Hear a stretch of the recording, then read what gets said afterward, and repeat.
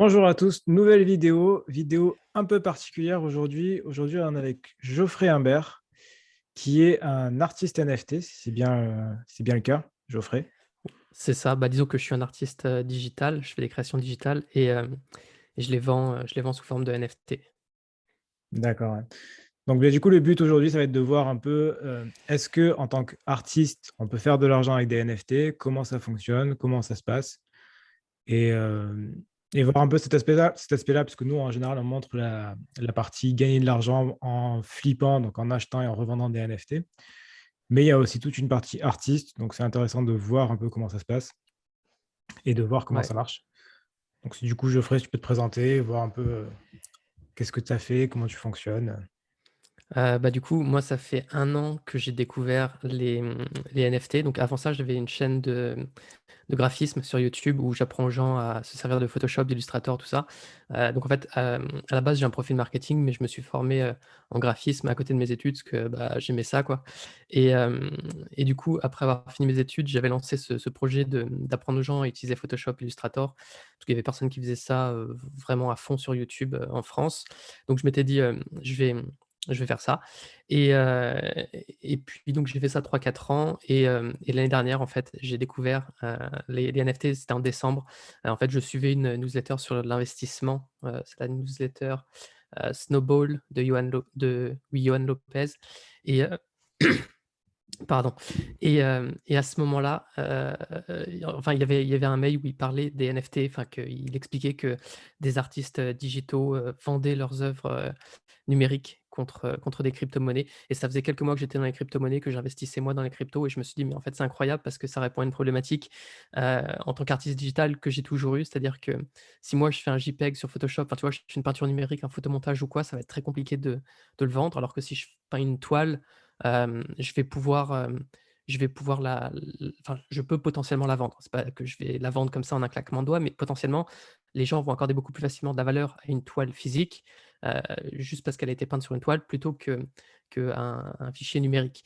Alors que pourtant, en fait, ça peut être 2 images et l'artiste peut s'exprimer tout aussi bien avec un médium, comme Photoshop et et alors, on me dira: «Oui, mais il y a quand même des moyens de monétiser des créations, numériques», tu vois? Genre, je pense à Displate ou des trucs comme ça, enfin, tu vois? Des sites qui vont te permettre Ouais. d'imprimer ton travail en print on demand ou quoi. Mais la réalité, c'est que c'est un business model qui est absolument pas, respectueux des artistes. Les commissions sont ridicules, on peut pas fixer les prix. Donc, en vérité, les artistes qui s'inscrivent là-dessus, ils sont vraiment très dépendants des plateformes et dans les faits, la plupart gagnent des centimes. Donc, il faut avoir une grosse communauté derrière et vendre des centimes. Le truc, en fait, quand j'ai découvert les NFT, c'est que en fait, j'ai tout de suite vu que les artistes, déjà, ils touchaient des royalties à vie sur toutes leurs œuvres et que c'était déjà automatisé. Alors j'ai appris que dans le domaine, de l'art traditionnel, il y a déjà des lois ou quoi qui prévoient que des artistes peuvent toucher apparemment des royalties sur les reventes de leurs travaux, sur le marché secondaire. Mais dans les faits, ça a vraiment pas l'air de toute façon d'être, appliqué et ça doit être, une paperasse, enfin, je Ouais, déjà, c'est plus je compliqué suspecte. forcément, ouais.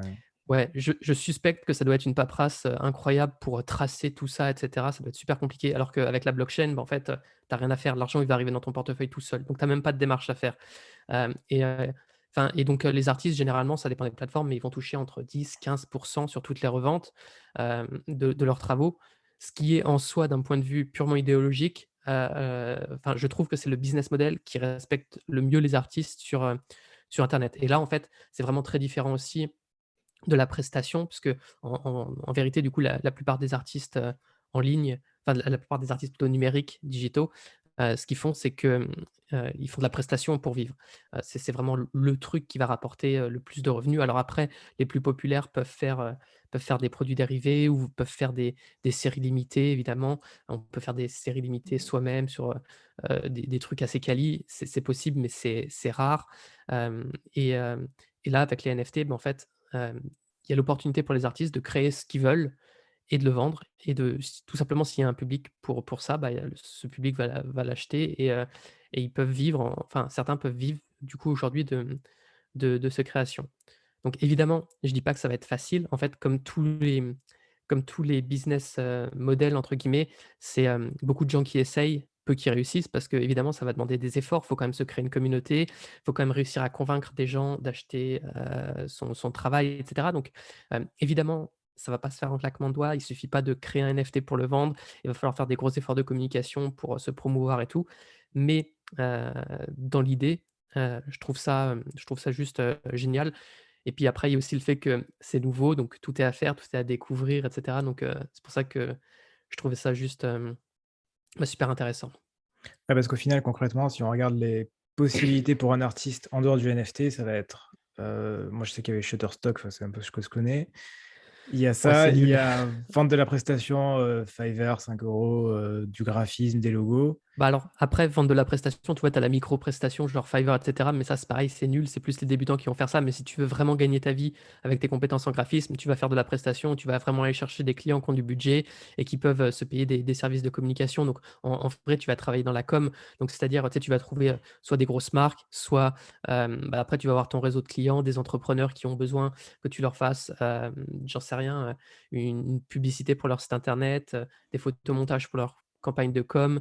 Après ça dépend de ce que tu fais exactement, mais hem, jusqu'à présent, la prestation, c'est quand même le moyen le plus solide et le plus sûr pour un créatif, de vivre de ses compétences. Ouais, et au final, faire de la prestation, c'est pareil, c'est aller chercher un réseau. Donc être aller chercher un réseau ou une Exact. communauté, au final, le travail, il est plus ou moins le même. C'est différent, après le truc, c'est que la prestation, je pense qu'aujourd'hui, c'est plus sûr dans le sens où, c'est un business model pour les créatifs qui existe depuis des années. Alors que tu vois, vendre des NFT, c'est tout nouveau. Ça fait que, on va dire, les NFT, ça fait 3 ans que ça existe. Ça fait 1 an que ça a réellement explosé, qu'il y a vraiment des gens qui ont gagné de l'argent avec ça et il reste encore une petite minorité évidemment, c'est-à-dire que, hem, tu sais, c'est la loi de Pareto qui s'applique donc j'ai pas les statistiques exactes, mais c'est une minorité des artistes qui va, hem, vendre la majorité des travaux qui valent cher et puis la grande majorité des artistes vont avoir les miettes et vont vendre seulement un petit peu. Mais, mais est-ce que ça, c'est une critique qui est faite des fois aux NFT, mais c'est juste que ça, c'est Pareil pas propre partout, aux ouais. NFT, Ouais, voilà, c'est c'est pareil déjà partout. ça dans l'art traditionnel. C'est Enfin, même quelques pas que dans artistes l'art, qui hein, enfin, même accaparent pour faire de oui, l'argent sur partout. internet, pour faire C'est partout, ah hein. bah, tu dans la musique, dans le cinéma, partout, tu vois? C'est toujours comme ça. Mais après, il faut réussir à tirer son épingle du jeu. Mais disons que ce que changent les NFT pour les artistes, c'est que c'est une, disons une opportunité, il y a déjà un public, enfin, tu vois? Depuis 1 an, enfin, moi, j'ai découvert les NFT il y a 1 an. Il y a 3 ans, c'était différent parce que les NFT, personne n'en attendait rien. C'était une nouvelle technologie. Je pense que les gens qui étaient là-dedans, ils savaient pas trop enfin, aujourd'hui encore, on peut dire qu'on sait pas trop exactement où on va, mais il y a 3 ans, personne mettait des millions et des millions dans des NFT. Donc, c'était plus un truc de niche et puis je pense que les gens savaient pas si ça allait prendre de la valeur. Ils faisaient plus ça pour geeker, j'imagine. Mais depuis 1 an, hem, bah, on peut voir qu'il y a vraiment de l'argent qui a été généré. Après, soit enfin, certaines personnes peuvent se dire: «Bon, bah, c'est juste une mode qui sert à rien et ça va disparaître».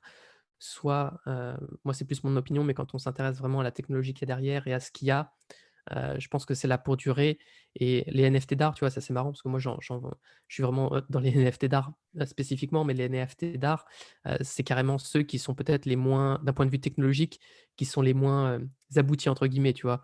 C'est-à-dire qu'il y a des NFT qui peuvent vraiment solutionner des problèmes, je pense bah, c'est comme dans le domaine de l'art, mais je veux dire un autre usage des NFT dans l'art, c'est de suivre en fait les œuvres physiques.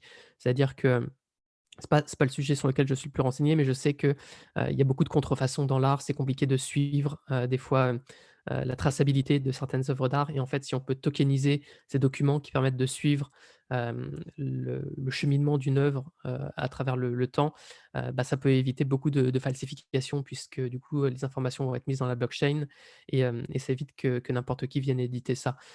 Mais il y a plein d'autres usages aux NFT que juste l'art, plein d'autres usages que je connais pas encore, qu'on découvre tous les jours et et c'est vrai que les NFT d'art sont peut-être accusés, tu vois, qu'il y a une forte spéculation autour d'eux, mais encore une fois, tu vois, la spéculation, il y en a aussi sur les œuvres d'art physiques et les gens qui vont acheter, des tableaux de Modigliani, Picasso et cetera, qui valent déjà des millions, bah, c'est des gens qui ont déjà des millions et ces gens-là qui ont déjà des millions, la plupart du temps, c'est des investisseurs, c'est des businessmen, quoi, c'est c'est des gens qui placent leur argent et ce qu'ils en attendent, c'est qu'ils prennent de la valeur. Alors peut-être que de temps en temps, tu vois, il y en a un qui va être passionné par tel artiste et qui va vouloir vraiment acheter tel artiste, mais il y en a plein aussi, on le sait très bien, qui vont acheter ces œuvres, pour placer de l'argent parce que des fois tu vas avoir un avantage fiscal à détenir de l'art et pas à détenir une autre forme de chose, enfin bref. Donc en tant qu'artiste, tu vois, je suis assez lucide sur les motivations de certaines personnes à acheter de l'art, mais à partir du moment où, en tant qu'artiste, on veut aussi vendre son travail, hem, bah, enfin, tu vois, j'en suis conscient, mais c'est tout, quoi. Enfin, Ouais, moi, je pense qu'il y a plusieurs choses. Du coup, moi, je me suis renseigné forcément sur l'art traditionnel quand je suis allé voir les NFT parce que je connaissais pas du tout. J'ai découvert un nouveau monde et j'ai moi, je découvert qu'en découvre fait, aussi. la plupart des NFT sont dans enfin, des NFT, des œuvres d'art physique sont dans des bateaux sur des eaux internationales sur lesquelles les gens achètent et revendent leurs œuvres juste sur ce même bateau parce que du coup, les eaux internationales permettent de Ah ne ouais? pas avoir de fiscalité et donc du coup, les gens ne les voient jamais, mais elles sont là-bas et vu qu'il y a pas de fiscalité, enfin, vu qu'on ne sait pas vraiment où elles sont, bah, ça permet de jouer là-dessus et au final, le NFT résout ce problème-là. Mais clairement, c'est uniquement dans un but spéculatif, mais c'est déjà fait dans l'art traditionnel, donc dire: «Oui, le NFT, Ouais, ça permet de faire du wash trading, pas de du blanchiment d'argent», c'est vrai, mais c'est le cas c'est le cas ailleurs aussi, oui. mais au moins c'est plus simple. Mais c'est comme tout, tu vois? Les gens qui veulent vraiment blanchir de l'argent, ils ont pas attendu qu'il y ait les NFT pour pouvoir faire Ouais, c'est ça ça. et heu et les NFT sont pas utilisés que par les personnes qui vont blanchir l'argent, donc on peut pas réduire ça. Parce qu'en fait, si on résume, chaque technologie, chaque discipline, chaque chose au mauvais usage qu'on peut en faire, Ouais. bah, c'est facile, de de «dire du mal» entre guillemets et de résumer quelque chose à juste, un truc, négatif disons. Hem mais alors ça, je le savais pas sur l'art, mais je sais qu'il y a beaucoup d'investisseurs qui vont en tout cas acheter des œuvres, les stocker dans des entrepôts et puis les revendre 20 ans plus tard, et juste les revendre et en fait, l'œuvre pendant 20 ans, elle est juste restée dans un entrepôt. La Ouais, c'est différence pareil, avec les ouais. NFT, c'est que là, tout le monde les voit et c'est une critique qui est faite aux NFT, tu vois? C'est que, tout le monde les voit et j'ai juste à faire un clic droit pour le sauvegarder et l'enregistrer. Mais du coup, c'est la subtilité, parce que ça, c'est rigolo, mais dans la communauté NFT, heu, tout le monde rigole assez du fait que, en fait, quand les gens arrivent de l'extérieur et voient ça, ils se disent tous, «Bon, bah, j'ai juste à faire un clic droit et à l'enregistrer et puis c'est bon» et puis tu vois, les gens se croient malins quand ils ont dit ça. La vraie différence, c'est que, quand tu fais un clic droit et que tu enregistres l'image, bah, tu peux rien en faire. Alors que si tu as le NFT qui est tokenisé sur la blockchain et qu'il est dans ton wallet et bah, tu peux l'échanger, tu peux le revendre et et les gens accordent de la valeur à ça. Et en fait, le truc, c'est qu'est-ce qui a vraiment de la valeur? Enfin, tu vois, en fait, c'est pour ça que je crois aux NFT, c'est parce que pour moi, la valeur, elle est, entièrement imaginaire, même pour une œuvre physique. C'est-à-dire qu'un un tableau de Picasso, en soi, il a de la valeur, c'est parce qu'il a été fait par Picasso, c'est parce qu'on sait qu'il a été fait par Picasso et que Picasso, on imagine collectivement que c'est un grand artiste. Donc en fait, le tableau, c'est comme une sorte de relique qui a été fait par Picasso, il est signé par Picasso, donc il est fait de la main de Picasso et ce qui a de la valeur, en fait, c'est qu'il a été fait de la main de Picasso. Si quelqu'un en fait exactement la copie trait pour trait et que même le plus grand des experts peuvent avoir la différence, personne n'accordera de valeur à la copie.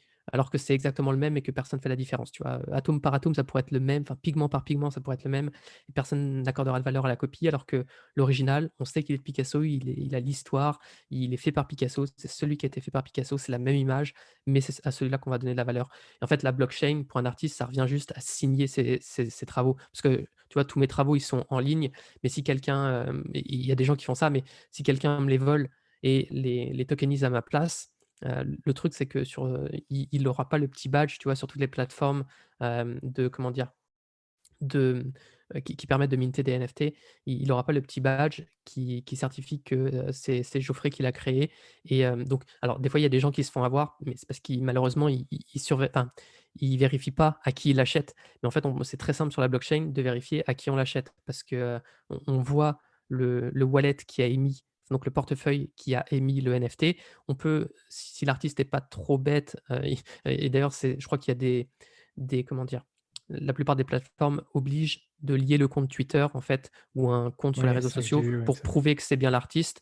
Donc en fait, tu lis ton compte Twitter à ta communauté et donc il y a juste à vérifier et à cliquer sur le profil, à vérifier que ça redirige bien vers le compte Twitter et à partir de là, tu vois que c'est bien l'artiste. Les gens qui achètent des NFT, qui croient acheter des NFT de tel ou tel artiste, sur OpenSea, généralement, c'est sur OpenSea que ça se passe, ce genre de petites arnaques. Hem s'ils achètent le NFT, à quelqu'un dont ils ont pas vérifié le profil, c'est un peu, enfin, pour moi, c'est le même niveau que celui qui va croire qu'un influenceur célèbre lui fait un concours, sur Instagram dans ses messages privés alors que c'est juste un faux compte, tu vois? Il a juste pas vérifié que c'était le vrai compte. Donc et cette vérification prend, 1 minute. Bon, je comprends que quand on découvre les NFT, on n'est pas forc enfin, on va pas être à l'aise avec ça, mais il suffit juste de le savoir et une fois que tu le sais, tu fais attention à ça et il y a plus, il y a plus vraiment de risque d'erreur. Ouais, moi, enfin, pour le coup, moi, c'est pareil que quand je suis rentré dans NFT, je me suis dit la même chose, j'ai juste à faire clic droit, enregistrer sous, je pense que tout le monde a cette réaction au démarrage, c'est normal, c'est comme ça que ça se passe et après quand tu réfléchis un peu, tu te dis: «Bah oui, mais, si je suis allé au musée du Louvre, je peux très bien aller acheter à la boutique souvenir une Mona Lisa, la même, c'est pareil, ça coûte 10 € Ouais, et pourtant c'est exactement le même tableau. Tu peux acheter en Chine, des gens qui font le même tableau, une copie, c'est pareil. Donc c'est au exactement. final, c'est la même chose, ouais. C'est vrai que c'est exactement la même chose, mais sur le coup, ouais, c'est la première réaction que tout le monde a, quoi. Ce qui est Mais normal, hein. surtout ouais, mais bah, alors moi je m'étais pas dit ça, mais parce que j'avais enfin tout de suite compris que tu vois, le principe c'est que, un NFT tout le monde le voit, mais un seul le possède et en fait, tu vois, l'équivalent du clic droit et enregistrer sous dans la vie réelle, ce serait d'avoir une copie qui a été enfin, tu sais, d'acheter une reproduction sur un site, Mmh, allez c'est comme ça, ouais. Displate ou quoi de la Joconde. Mais en fait, le truc c'est que tout le monde du coup peut avoir cette copie de la Joconde pour, alors on va dire que c'est dérisoire par rapport à la vraie valeur de la Joconde, tu vois? La Joconde, elle est inestimable, mais elle vaudrait des millions et des millions, si ce n'est plus et une reproduction de la Joconde sur un poster, ça va valoir, 5 € même pas. Et en fait, le truc, il y a plein de gens qui vont vendre ces reproductions, mais est-ce que ça nuit à la Joconde? Bah, pas du tout. Donc c'est tu vois, c'est un peu la même idée dans les NFT, c'est que tout le monde peut enregistrer ton JPEG, tout le monde peut le montrer. Est-ce que ça va nuire à ta création? Pas du tout. J'ai même envie de dire, ça va la servir parce qu'en fait, plus ton NFT, il va être vu, il va être connu et cetera, bah, plus il va être désiré, plus il a de chances de devenir populaire, plus il a de chances d'intéresser des collectionneurs et plus il y a de chances que des collectionneurs se battent pour l'acquérir, plus il y a de chances qu'ils misent haut et plus il y a de chances qu'ils prennent de la valeur tout simplement. Ouais, ça fait de la pub au final. Exactement. Enfin moi, c'est comme ça que je le vois. Non, mais c'est pareil, enfin, j'ai bien vu ça et c'est pour ça que les dérivés, enfin, tout ce qui est dérivé, on voit beaucoup de, alors c'est particulièrement sur OpenSea, il y en a beaucoup qui font ça, bah, justement pour faire de l'argent, ce qui est une bonne chose. C'est, tous les dérivés des collections qui marchent déjà. Ouais, Ça paraît du travail facile, au final, ça fait de la pub à la collection de base et ça, clairement, exact ça marche très, très et bien. ouais, bah, ça renforce en fait bah, en fait, ça renforce l'original. Tu vois, toutes les copies renforcent l'original dans le sens où, elles essaient de surfer sur leur succès et ça gonfle la hype qu'il y a autour du projet original. Ouais, c'est exactement ça, ouais. Et du coup, tu peux nous parler de ton parcours, créatif? Enfin, quelles œuvres tu as vendues? Combien tu as fait avec ça? Enfin, quel est ton Ouais, parcours bah en plus? alors du coup, ça fait 1 an que j'ai découvert les NFT. J'avais minté mon premier NFT genre sur Rarible, dans la foulée que j'avais découvert ça. C'était Alors juste l'année pour dernière, ça info, m'avait Rarible, c'est une plateforme où tout le monde peut ouais, minter des NFT. C'est un peu considéré pour les artistes, mais il y a vraiment tout et n'importe quoi. il y C'est a limite un réseau n'importe quoi. social, en fait. Les gens peuvent s'abonner, on peut s'envoyer des Ouais, choses. Enfin, c'est à la limite un réseau social de NFT. c'est ça. C'est ouvert comme OpenSea, hem, mais bon, quand je m'étais inscrit j'ai l'impression qu'ils ont un petit peu nettoyé maintenant quand je vais sur la page d'accueil, je vois des trucs un peu plus quali, mais c'est vrai que quand je m'étais inscrit, je voyais vraiment tout et n'importe quoi. C'était vraiment le pire et le meilleur, côte à côte. Ouais, il faut dire qu'il y a 1 an de ça, Rarible et OpenSea, ça avait plus ou moins la même cote. Aujourd'hui, quasiment personne n'entend parler de Rarible parce que Ouais, OpenSea a largement dépassé Rarible, mais vraiment c'est largement. clair. Et bah, du coup, bon, je venais de découvrir et en fait, OpenSea et Rarible, à ce moment-là, c'était quasiment, je pense, les 2 plateformes où tu pouvais minter tout de suite. Mmh. Parce que toutes les autres, donc, faisaient une curation, il fallait attendre d'être accepté. Donc j'avais candidaté à plusieurs plateformes, genre Superrare, qui m'a jamais répondu, mais c'est normal parce qu'ils répondent quasiment à personne. Maker's Place, ils m'ont jamais répondu non plus, mais NonOrigin, ils m'avaient accepté au bout d'un mois, 1 mois et demi. Ce dont j'étais content parce que maintenant ils acceptent plus facilement les artistes, mais c'était pas si facile que ça de rentrer chez NoNorigin. C'était en janvier-février, donc ils m'ont accepté assez tôt. Bon, du coup, je disais que j'avais minté sur Harible, j'avais juste minté une peinture digitale que j'avais faite sur l'iPad, mais juste comme ça pour tester, mais après je m'étais rendu compte que ça avait pas forcément d'intérêt ce que j'avais créé, qu'il fallait réussir à le promouvoir et cetera, donc je l'avais brûlé et je m'étais dit: «Bon, moi je vais me mettre que sur NoNorigin». Après sur NoNorigin, j'avais minté un travail Attends, juste en pour plusieurs info, exemplaires. quand on mint sur Rarible, par contre, c'est pas comme OpenSea. il faut payer à chaque fois. Donc il y a des frais à chaque Ouais, fois que vous allez minter. Vous pouvez pas en faire autant que vous voulez. OpenSea le permet de le faire. Il y a le lazy minting qui permet de c'est faire ça ça. gratuitement, mais sur Rarible, c'est vraiment Après, payant à chaque fois, sur Rarible, quand même, c'était l'année dernière, les frais de gaz n'étaient pas aussi élevés. J'avais ouais. payé Ouais, c'est vrai, ouais. 10 $, tu vois, J'avais pour oublié ce minter mon détail, ouais. premier NFT. Donc, je le faisais vraiment pour l'expérience, donc voilà.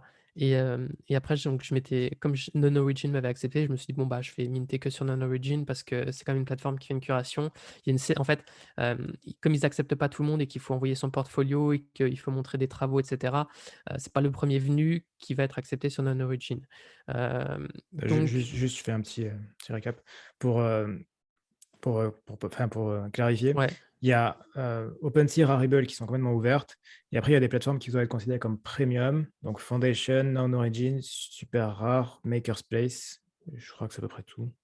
En tout cas, c'est celles qui sont Foundation aussi. ouais, j'en ai parlé. Foundation, Ah oui, voilà, ça fait partie de ces heu, plateformes qui sont considérées comme plus ouais. premium, vraiment pour des artistes. Donc c'est si vous voulez acheter des œuvres d'artistes, c'est plus sur ces plateformes que sur OpenSea où là, c'est la jungle. Voilà. Après, tu vois, certaines personnes vont dire, «Mais de toute façon, quand tu es un artiste, ce qui compte, c'est ton travail, c'est pas la plateforme sur laquelle tu es». C'est vrai, mais dans les faits, on sait très Ouais, bien bien. que la plupart des collectionneurs, ils vont être beaucoup plus sensibles, aux artistes qui ont déjà été acceptés sur ces plateformes parce que d'un point de vue, comment dire? Social, tu vois, ça montre que, tu comptes en fait quand tu es enfin, on va dire que Non Origin, Maker's Place et Foundation, c'est une première porte que tu as franchie quand tu es artiste.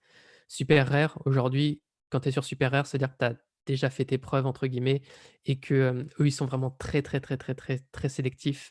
Aujourd'hui, rentrer sur Super Rare alors que tu as pas de communauté dans le monde des NFT qui est derrière toi, alors que tu as pas, déjà vendu des travaux ailleurs ou quoi, ça va être très, très compliqué. Enfin, d'après ce que j'observe, tu vois? Et ils veulent vraiment être très élitistes, donc pour le coup, ils ont vraiment réussi par contre à avoir une image extrêmement élitiste.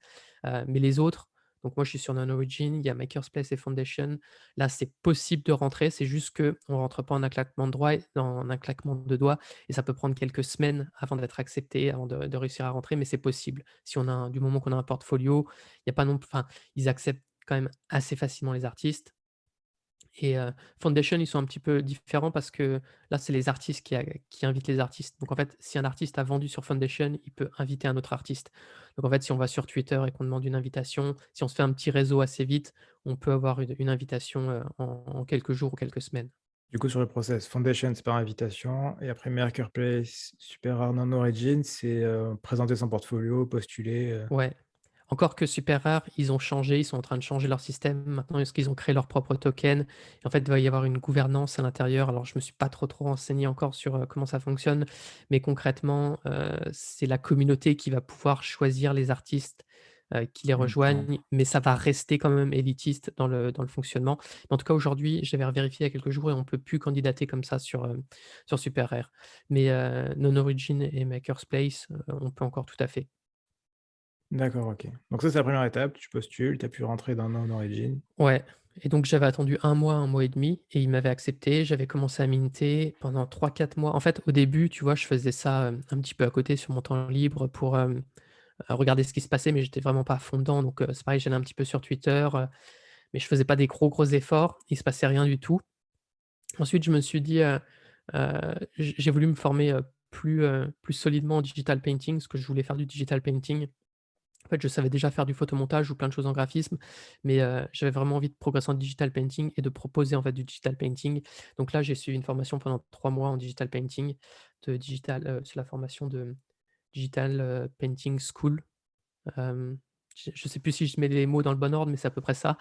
Il y a sa chaîne YouTube qui doit avoir 80 000 abonnés, un truc comme ça et donc j'ai fait une formation pour me solidifier mes compétences en digital painting, parce qu'avant j'en faisais juste un peu comme ça, mais là je voulais avoir des bases plus solides et j'ai commencé à faire des digital painting un peu plus aboutis, à retravailler mes compositions un peu différemment, dans un style complètement différent de ce que je faisais avant. Puisqu'avant sur l'iPad, je faisais plus de l'impressionnisme, on va dire et hem et là j'ai fait des choses plus surréalistes et hem et j'avais fait un singe qui lit un livre, c'est inspiré de Gabriel von Max et donc ça je l'avais minté en édition unique sur Non Origin. Il se passait rien Il s'est rien passé pendant un mois et au bout d'un mois, j'en mint un deuxième de digital painting et genre 1 heure ou 2 après avoir minté le deuxième, j'ai vendu le premier. En fait, il y a quelqu'un qui m'a fait une offre à, 836. Enfin, c'était en ETH, c'était 0,35 ETH, donc ça correspondait à environ 836. Ouais, c'est beaucoup plus Et aujourd'hui. donc j'étais très surpris parce que tu vois, en fait, je l'avais mis en mode, les gens peuvent faire une offre, mais j'avais pas mis de prix et c'était le seul digital painting que j'avais mis et enfin, du coup, je venais d'en mettre un deuxième au moment où je l'ai vendu et hem et donc quelqu'un m'a fait une offre à ce prix-là et j'ai accepté l'offre, et donc j'ai vendu mon premier NFT comme ça et donc j'en ai refait d'autres, donc ça, c'était en fin mai, début juin et j'en ai refait d'autres et là, j'ai eu plus de mal à les vendre. Après, je me suis rendu compte aussi que je me facilitais pas les choses dans le sens où, je faisais des choses dans un style assez différent. C'est-à-dire que mes créations, il y avait ça restait du surréalisme, mais j'utilisais des palettes de couleurs, des techniques assez différentes entre chaque création et je me suis rendu compte par la suite que si je voulais plus facilement vendre mon travail, il fallait que j'ai un style plus facilement repérable en un clin d'œil. Parce qu'en fait, la communauté des NFT, c'est sur Twitter que tout se passe et tu vois, il y a plusieurs milliers de personnes, mais à partir du moment où tu as un style qui se repère bien en un coup Mmh. Les d'œil, gens, ils reconnaissent le style, ils hem, savent qui c'est. voilà, c'est plus facile d'émerger parce que même si c'est un travail qu'ils connaissent pas, ils vont peut-être se souvenir de toi et plus facilement t'associer à ça. Donc là, maintenant, c'est vraiment ce sur quoi je travaille. Bah, du coup, j'avais revendu entre-temps un autre NFT, j'avais testé une autre stratégie, parce que c'est pareil, mais tu vois, je teste plein de choses. Je pense que ma stratégie de base, qui consistait à faire des exemplaires uniques et à essayer de les vendre très cher, c'est là-dessus que je vais rester. Mais entre-temps, j'ai voulu tester d'autres choses pour voir un petit peu, le potentiel et m'ouvrir à de «nouvelles idées» entre guillemets. Et donc j'avais testé de minter, un NFT en 10 exemplaires sur Non-Origin et de vendre moins cher et de mettre un prix d'achat en fait et en faisant ça, j'en avais vendu un à un autre artiste en 15 minutes et c'est assez marrant parce que du coup, c'était vraiment, je pense que c'est peut-être sur Twitter parce que j'avais été repartagé par Non-Origin, mais c'est un autre artiste qui s'appelle, Ernesto H qui me l'a acheté. Donc celui-ci, je l'avais vendu pour environ 180 ou 200 quelque chose comme ça. Hem et bah, j'étais très content.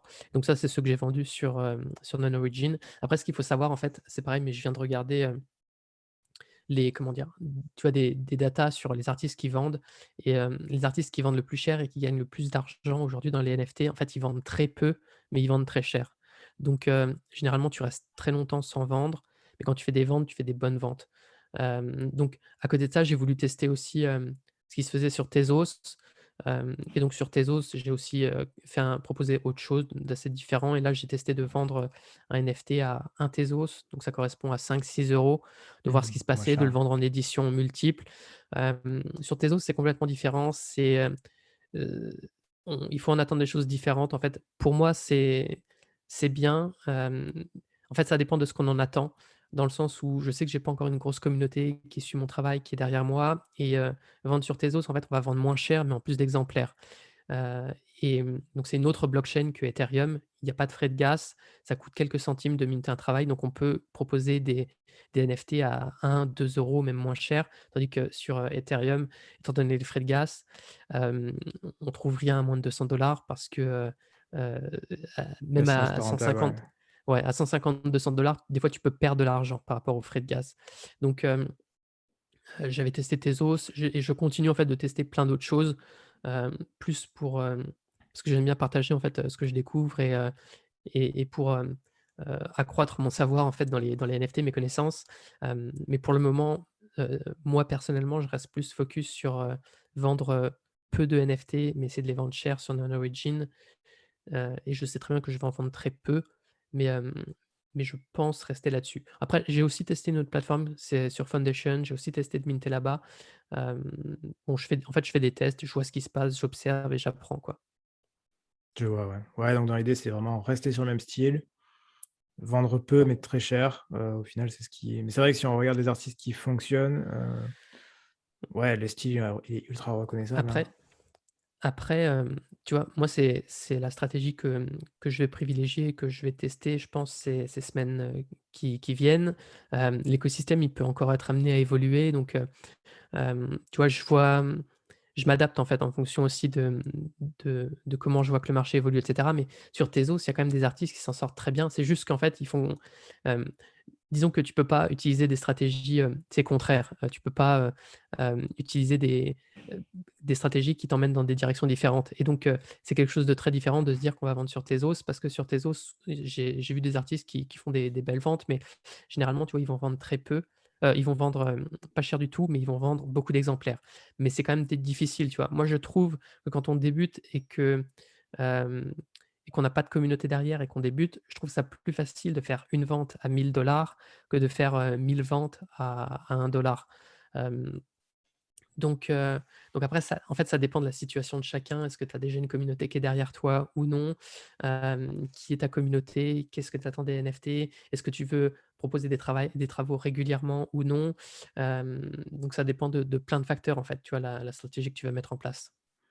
Ouais, donc au final, enfin, moi, c'était un peu ce que je disais dans promouvoir les NFT, c'est vraiment construire la communauté, c'est aussi important, plus important Ouais. que de créer ses œuvres.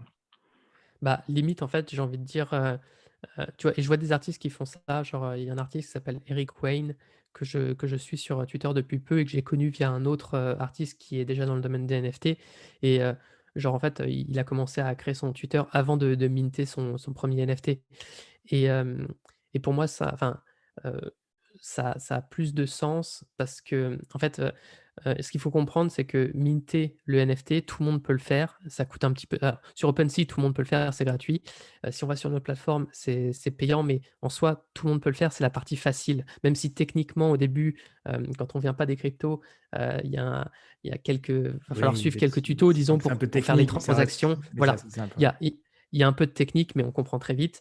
Heu, le truc, c'est la promotion, parce que ça, la promotion, en fait, tu te retrouves pas avec une communauté, de gens qui adorent ton travail du jour au lendemain. Tu vois? C'est quelque chose qui se travaille sur le long terme, en fait, et qui s'entretient au jour le jour et qui nécessite de faire des efforts et cetera et c'est cette communauté-là, c'est les gens qui vont acheter, ces NFT parce que évidemment tout le monde peut créer des NFT, mais pourquoi on achèterait ton NFT plutôt que celui de quelqu'un d'autre? Et donc il faut réussir à créer, une sorte d'engouement pour son travail, heu et ça, c'est le nerf de la guerre. Ouais, au final, la partie difficile, c'est vraiment la création de communauté et notamment sur Twitter. Hem, j'ai l'impression qu'Instagram, aujourd'hui, au final, les gens parlent d'Instagram pour les artistes, mais c'est vraiment tout se passe sur Twitter, hein. Moi, je vois, Alors, c'est pareil. pour les NFT en tout cas, parce que si tu vois, si tu es juste artiste digital et que, tu veux partager ton travail ou que tu veux toucher le grand public, oui, Instagram, ça a du sens. Dans le domaine des NFT, c'est sur Twitter qu'il faut être présent parce que c'est sur Twitter qu'est présente toute la communauté autour des NFT, qu'il y a une grosse communauté autour des cryptos aussi et en fait, ce qu'il faut comprendre aussi, c'est qui va acheter tes NFT aujourd'hui.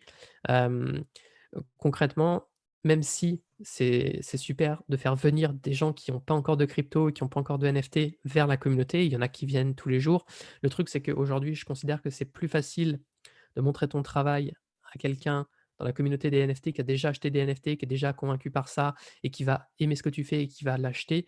C'est plus facile de vendre ton travail comme ça, plutôt que d'attirer des gens de l'extérieur et de leur vendre ton travail. Moi, en tout cas, mes plus grosses ventes, je les ai faites comme ça. C'est-à-dire que je parle des NFT à mon entourage et tu vois, à ma communauté et cetera depuis, des mois et des mois. Mais les ventes que j'ai faites, mon 1er NFT, celui à 800 la personne qui me l'a acheté, elle avait déjà une centaine de NFT dans sa collection. L'autre NFT que j'ai vendu, je l'ai vendu à un artiste. Alors, c'était le premier NFT qu'il achetait sur la plateforme, je crois, Ouais, mais bon, c'était déjà un artiste il connaît NFT quand qui même le avait fait des milieu, ventes. ouais. Il était dans le milieu, tu vois? Il avait déjà un wallet, il avait tout ça et cetera. C'est compliqué, tu vois, de faire venir quelqu'un qui est extérieur à tout ça, qui a pas encore de wallet avec des cryptomonnaies, qui a pas encore de NFT, parce qu'il y a beaucoup de méfiance, parce que c'est nouveau, parce que les gens comprennent pas, parce que c'est compliqué, parce que ça prend du temps et cetera. C'est pas aussi facile que d'acheter un cadre sur Displate où tu as juste à prendre tes cartes bancaires et à commander. Là, il y a un peu plus de technique. Donc en fait, c'est surtout que les interfaces sont pas, user friendly, enfin, tu vois, elles sont pas, adaptées encore au grand public dans le sens Non, où pour c'est l'instant, il y a non, une ouais, ça partie reste technique compliqué, ouais. importante. Mais c'est pour ça que c'est bien de connaître les collectionneurs, les grands collectionneurs, de suivre l'actualité, Voilà. de se dire lesquels sont intéressants. Parce que je vois, par exemple, un Crypto 888, pour ceux qui connaissent, on sait que c'est un collectionneur qui collectionne beaucoup, qui paye très cher et qui aurait aucun problème à dépenser des grosses sommes d'argent sur des œuvres qu'il Mmh. trouve jolies. Il faut C'est aller ça. chercher ces gens-là, en fait. Exactement, faux et en fait, le truc, c'est que, tout l'art de communiquer sur Twitter, c'est de se faire repérer par ces personnes. Parce que, tu vois, il y a plein de trucs que tu peux pas faire pour promouvoir ton travail. Tu peux pas aller dans la boîte mail des gens, les spammer et puis, enfin, tu vois, c'est drapeau Ouais, rouge tout ça de marche suite pas, si ouais. tu fais ça. Et moi, ça m'arrive que des gens, aillent dans ma boîte mail et des fois, tu sais, as des gens qui te supplient d'acheter ton travail ou quoi, mais le problème, c'est que ceux qui font ça, ils se grillent tout de suite. Hem et heu et c'est pareil, tu sais, tu vas pas pouvoir faire de la publicité, ça sert à rien de sponsoriser un tweet qui montre ton travail parce que tout le monde s'en fout et si tu fais ça, tu as plus de chances de te faire griller dans l'écosystème qu'autre chose. En fait, ce qu'il faut que tu fasses, c'est purement et simplement, parler avec les gens, te faire connaître, montrer ton travail, que les gens repartagent ton travail et de fil en aiguille, bah, comme ça, arriver sur le fil d'actualité d'un collectionneur qui va apprécier ce que tu fais, qui a le budget et qui va pouvoir l'acheter. Ouais, de la même manière qu'il y a les influenceurs NFT sur Twitter, c'est la même chose pour les collectionneurs ou pour les artistes. C'est parler en permanence, même des Ouais. choses qui sont insignifiantes et je pense que même tout ce qui est, parce que pour ceux qui connaissent, il y a tout un univers autour de GM qui veut dire good morning, que tout le Ouais. monde met le matin. En fait, c'est plus parce que ça fait de l'activité et que, bah, ça fait un tweet, c'est toujours ça de prix. Au En final, fait, tout ça, c'est parti à partir de là, c'est que, bah, les gens, ils sont obligés de faire ouais. des tweets parce qu'ils savent plus quoi dire, donc ils inventent tout et n'importe quoi. Mais c'est ça, ça fait enfin, après maintenant, ça fait carrément partie de la culture, en fait. Tu vois, je Bah, saurais même maintenant, pas du dire coup, pourquoi les oui, gens faisaient mais ça, mais tu vois, en fait, moi, je l'ai c'est vu assez démarrer marrant, cette c'est histoire. Je l'ai vu, enfin, ah ouais? mars, avril, je l'ai vu, c'était Loopify à l'époque qui commençait avec ça et puis finalement, ça s'est répandu et puis, bah, ça faisait des tweets gratuits. Les gens répondaient GM, ça fait bien et voilà, c'est comme ça que ça s'est lancé, en fait. Ouais. Bah, tu vois, en avril, j'étais pas encore assez actif sur Twitter, donc j'étais passé complètement à côté de ça. Ouais, moi, c'est le 1er Mais truc que j'ai fait, en fait. J'ai commencé les NFT par Twitter, donc c'est OK. pour ça que j'ai vu direct, l'évolution. Alors moi, j'ai vu les NFT et donc j'ai vu que c'était sur Twitter qu'il se passait pas mal de choses. Mais le truc, c'est que Twitter, tu vois, c'est pareil, mais à la base, c'est pas du tout un réseau social où j'avais l'habitude de m'exprimer. Enfin, j'étais vraiment pas actif, je savais pas comment communiquer là-dessus et donc tu sais, ça prend un petit peu de temps de comprendre, en fait, les règles du jeu sur Twitter, de comprendre à la fois les règles du jeu liées à l'algorithme, liées à Twitter lui-même et ensuite de comprendre la communauté, la culture de la communauté, de comprendre comment communiquer avec cette culture et cetera. Parce qu'en fait, c'est un petit écosystème qui a ses codes et il faut rentrer dans ce monde-là. En fait, tu vois, je compare un peu Twitter, il y a un siècle, les artistes, ils peignaient la journée dans leur atelier et puis le soir, ils allaient dans les cafés et en fait, c'était des cafés, enfin, tu vois, à Paris, ils allaient Ouais, à ils discutaient Montmartre ou entre quoi eux. et tu vois? Et en fait, c'est l'endroit où les artistes rencontrent d'autres artistes, où, ils vont peut-être rencontrer d'autres gens qui vont être intéressés par leur travail et tu vois, je sais que, Modigliani, il faisait ce qu'il appelait des portraits à boire, je crois, ou quelque chose comme ça, où genre, tu vois, il allait dans les cafés et il dessinait, il croquait rapidement les gens et puis il lui payait à boire en échange, tu vois? Il faisait plein de dessins comme ça, juste contre, tu vois, ce qu'on pourrait, quasiment comparer aujourd'hui à des NFT sur Tezos, dans le sens où, c'est des petits NFT à 3 4 € que tu vas pouvoir faire vite fait et hem et que tu vas partager comme ça et ça te fait juste un petit peu d'argent de poche et avec ça, tu vas pouvoir acheter d'autres NFT à d'autres personnes que tu connais ou tu les retireras, enfin, tu en fais ce que tu en veux. Mais du coup, je compare vraiment ça, enfin, voilà, à ça. Hem, le truc, c'est que, heu, en fait, j'aime bien m'intéresser aussi, à l'art traditionnel et à comment était cet écosystème, tu vois? Il y a 100 ans, il y a 200 ans, 300 ans, enfin, dans l'histoire et c'est assez rigolo, mais de remarquer que les NFT, c'est une technologie nouvelle, mais derrière les Comportements humains, ils comportements sont pareils, ouais. humains, voilà, sont pareils.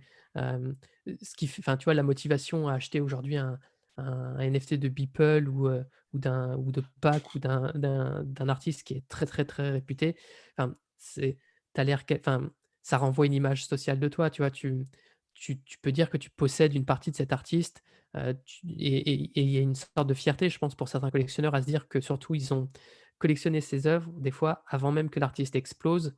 Ça veut dire, tu vois, que tu étais là en premier, que tu as participé un peu, au succès de cet artiste. Donc tu vois, il y a une je pense qu'il y a une sorte de fierté à À faire partie participer participer des à ça. premiers, ouais. Il y en a d'autres Il y a un truc en ouais, plus sur Beeple, parce que Beeple parce que ça fait quand même partie des ventes, 70 millions. Enfin, c'est vraiment celui qui a le plus vendu, qui a vendu le plus cher ouais, et en fait, si on regarde dans le détail Beeple, il fait une œuvre par jour et ces œuvres par jour, elles sont, il connaît parfaitement la culture du NFT, mais vraiment parfaitement. Quand on regarde les œuvres vraiment dans le détail, hem, il y a pas longtemps, enfin, je me souviens, il y a quelques mois, c'était, Fleur Punks où on voit, les CryptoPunks qui sont au sol à allonger parce que c'est il prend les jeux de mots bien en détail. Il y a eu une époque où les Mi-Bits sont sortis, où il y avait les Mi-Bits et les Apes. Et donc, c'était la bataille entre les deux. Donc, du coup, tu avais un Mi-Bit qui faisait un combat de boxe avec un Ape. Et c'est que ça à chaque fois. Et chacune des œuvres, tous les jours, c'est en référence culturelle à ce qui se passe dans l'actualité. Mmh. Aujourd'hui, enfin, il y a eu, il y a pas longtemps, il y a quelques jours, mais j'en parlais ce soir. Il y a eu la vente de Punk 4156, qui est un influenceur très connu et qui a vendu son CryptoPunk. Punk 4156, Beeple a fait des images de ce CryptoPunk-là. Pareil, en ce moment, il y a un peu le drama entre les punks et les funk, qui sont les punks retournés. Eh ben, profiter de ce drama pour faire juste des œuvres retournées, ça cartonne. En ce moment, c'était hier, j'ai vu ça. Vincent Van Doff, je ne sais pas si tu connais, Ouais, qui est plus un de nom. collectionneur qu'un artiste d'ailleurs. Ouais. Qu'est-ce qu'il a fait? Il a mis sur Foundation 4 œuvres. Il a pris Budweiser, un singe, et je sais plus, 2-3 œuvres comme ça, le Pepsi. Il les a retournés comme c'était des funk, en fait, juste de l'autre côté. Et il a vendu ça comme Ouais. ça. Un éther chacun, ça s'est vendu en 2 minutes. Parce que Après, c'est tu la vois? culture, en fait. Ouais, C'est la et culture du parce que milieu, en fait. c'est aussi parce que, du coup, eux, ils sont influents et du coup, tu vois, s'ils font une blague, il y a des Ouais, gens qui sont prêts à les la blague se suivre. vend cher, ouais. Ouais, voilà, c'est ça.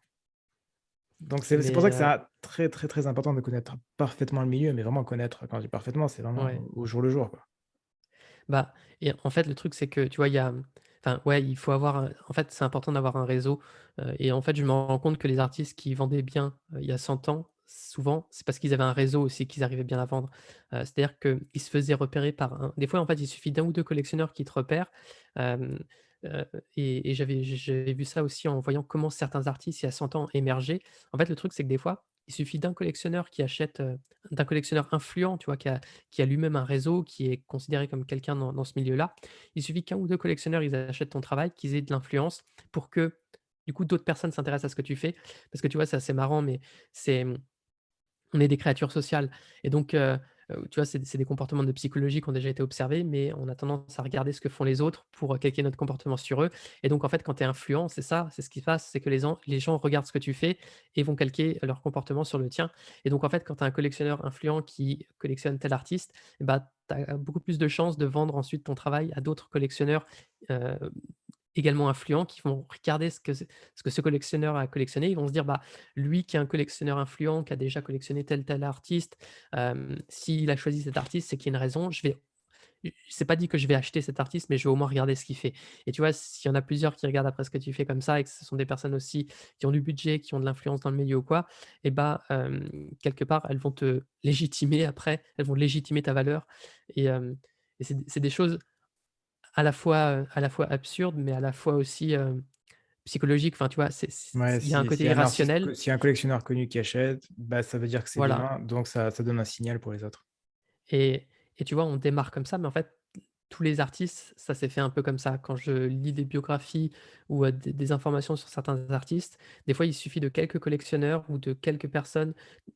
Il suffit par exemple d'un critique aussi influent dans le domaine de l'art qui, dans une revue qui est beaucoup vue, va parler de tel artiste, va en dire du bien ou, va lui donner comme ça un petit coup de pub et hop là, il y a d'autres personnes qui vont s'y intéresser et ça part et en fait, ce qu'il faut, c'est réussir à créer un cercle vertueux parce qu'après, une fois que tu es dans ce cercle vertueux où, les gens prêtent attention à ce que tu fais, qu'il y a des collectionneurs déjà influents qui ont du budget, qui t'achètent. Bah, du coup, les gens après, ils vont avoir peur de louper ta prochaine création, bah, tu vois, c'est un cercle vertueux comme ça qui se crée et qui donne de plus en plus de valeur à ce que tu fais. Après, faut être, en fait, faut être conscient aussi de tout ça, tu vois? Et ça t'aide à savoir combien de créations tu vas minter, à, mmh, à comment dire? À prendre en compte ta propre rareté aussi, parce que, comment dire? Tu vas pas, admettons si tu as, 20 NFT en circulation, tu vas pas en créer, 150 la semaine prochaine, ce qui ferait baisser la valeur de tous les autres. Enfin, tu vois, d'un seul coup, tu inonderais le marché de création. D'ailleurs, c'est assez rigolo, mais tu vois, Picasso, c'était un artiste extrêmement prolifique et en fait, ses descendants, ils font exprès de pas mettre sur le marché la plupart de ses créations. Enfin, tu vois, ils les mettent vraiment au Ouais, compte-gouttes au coup, ton compte-gouttes pour, pour justement pour voilà, pour que ça gérer sa garde la cote. valeur à chaque fois, ouais. Voilà et ça, c'est plus des techniques, tu vois, j'ai envie de dire de marketing et de stratégie commerciale pour faire en sorte qu'un artiste maintienne sa cote, que sa cote augmente et cetera et tu vois, ça a plus rien à voir avec l'art parce que, enfin, moi, je considère vraiment, tu vois, qu'il y a le côté artistique où, effectivement, on essaie de faire les meilleures créations qu'on veut et cetera, Mais ensuite pour les vendre, ça c'est plus tant du domaine de l'art, c'est plus du marketing dans le sens où, on a une création et il faut qu'on lui trouve un acheteur et et en soi c'est un produit en fait, il y a une offre et une demande et c'est un produit. Alors il y a des personnes qui vont se tirer les cheveux en se disant: «Mais non, c'est de l'art, c'est pas un produit» et cetera. Mais à partir du moment où ça se vend, enfin moi j'aime beaucoup l'art, mais à partir du moment où ça se vend, ça reste quand même quelque chose qui Ça reste un s'échange. produit, oui. Hem, après, je comprends tout à fait qu'il y ait des artistes qui veulent pas du tout vendre leur travail, qui cherchent pas du tout à en vivre ou quoi et moi ça a longtemps été mon cas aussi en fait. Mais à partir du moment où on cherche à vendre son travail, je pense qu'il faut être conscient, de l'environnement dans lequel on est et ça nous donne plus de chances de comprendre cet environnement et de comprendre comment on va réussir à le vendre. Donc hem, donc voilà quoi. OK. Bon, beh, bon, je pense qu'on va s'en arrêter là. En tout cas, merci Ouais. Geoffrey pour cette petite interview, c'était hyper intéressant. Bah, merci pour l'invitation. On peut te retrouver sur ta chaîne YouTube, c'est ça, Geoffrey Humbert C'est ça, directement? c'est ça. Du coup, je OK. documente en fait tout ce que je fais, enfin je documente à la fois ce que je fais dans les NFT qui m'animent beaucoup. Je peux aussi faire des vidéos plus sur, mon côté, créatif, hein, ou sur la création en général, sur ce que je vais créer ou sur, comment dire? La L'entrepreneuriat également. Enfin, promotion. en fait, j'essaie vraiment de faire le pont entre la partie créative et la partie, plus technologique, entrepreneuriale, investissement, lié aux cryptos et lié à la blockchain. OK, ouais. Bon, en tout cas, voilà, si on veut te suivre sur Geoffrey Humbert, je mettrai le lien dans la description OK. et puis, bah, voilà, on se dit, on se dit à la prochaine pour une prochaine vidéo, si tu veux rajouter quelque Ouais. chose.